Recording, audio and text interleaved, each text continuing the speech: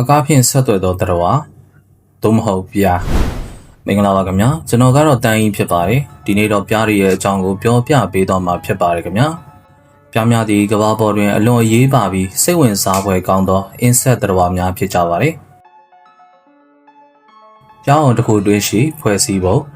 ပြားများသည့်လူမှုအဖွဲ့အစည်းနှင့်နေထိုင်သောတရားများဖြစ်ပြီး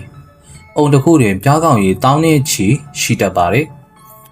သူတို့တွင်တိကျသောလုပ်ငန်းခွဲဝေမှု၃မျိုးရှိပါတယ်။ပြားဘရင်မှ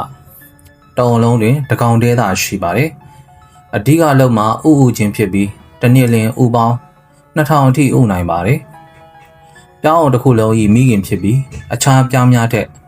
ကိုယ်ခန္ဓာပိုကြီးမာပါတယ်။တက်တက်မှာ3နှစ်မှ5နှစ်အထိရှည်ကြာတတ်ပါတယ်။လုံသားပြားများအားလုံးမှာအမားဖြစ်ကြတော့လဲမျိုးပွားနိုင်စွမ်းမရှိကြပါ။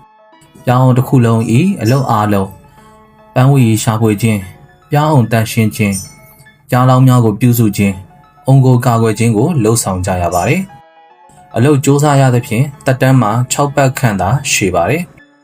အစိတ်ဆူးပါရှိပြီးရန်သူကိုတုပ်ပြီးလင်တေဆုံးသွားလေးရှိပါတယ်ပြားထီတခုတည်းသောအလုတ်မှာပြားပင်မနှင့်မိတ်လက်ရန်သာဖြစ်ပါတယ်အလုတ်မလုတ်သလိုပန်းဝီရီလည်းကိုယ်တိုင်မရှာနိုင်ပါဆောင်းရသည်တွင်အစာရှားပါပါကအလုသမားပြားများ၏နှင်ထုတ်ခြင်းကိုခံရတတ်ပါတယ်။ပြားများ၏ဆက်သွယ်ရေးစနစ်ပြားများသည့်အလွန်ထူးခြားသောဆက်သွယ်ရေးစနစ်ရှိပါတယ်။အကဖြင့်ဆက်သွယ်ခြင်း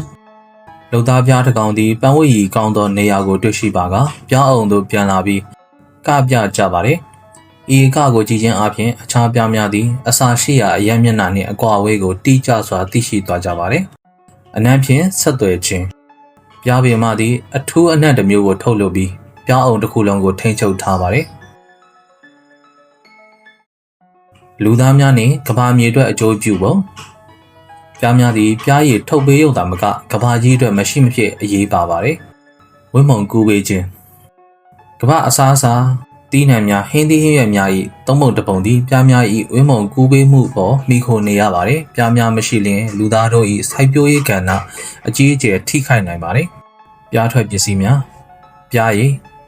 ဆေးဘက်ဝင်ပြီးအာဟာရပြည့်ဝသောအစာဖြစ်ပါတယ်။ပြားဖျောင်းမိတ်ကပ်ဖျောင်းနိုင်တဲ့ဆေးဝါးများတွင်သုံးပါတယ်။ပြားနှုတ်ကျန်းမာရေးဖြည့်ဆက်စာအဖြစ်လူသိများကြပါတယ်။ပြားကောဥဒတ်အာနိသင်ရှိပြီးယောဂကာကွယ်ရန်သုံးကြပါတယ်။ပြားရည်ကျန်းမာရေးကောင်းကျိုးများပြားရည်သည်အန်တီအောက်ဆီဒန့်ကြွယ်ဝစွာပါဝင်သောကြောင့်ဆဲများပျက်စီးခြင်းမှကာကွယ်ပေးပြီးနှလုံးရောဂါနှင့်ကင်ဆာဖြစ်ပွားနိုင်ခြေကိုလျှော့ချပေးပါတယ်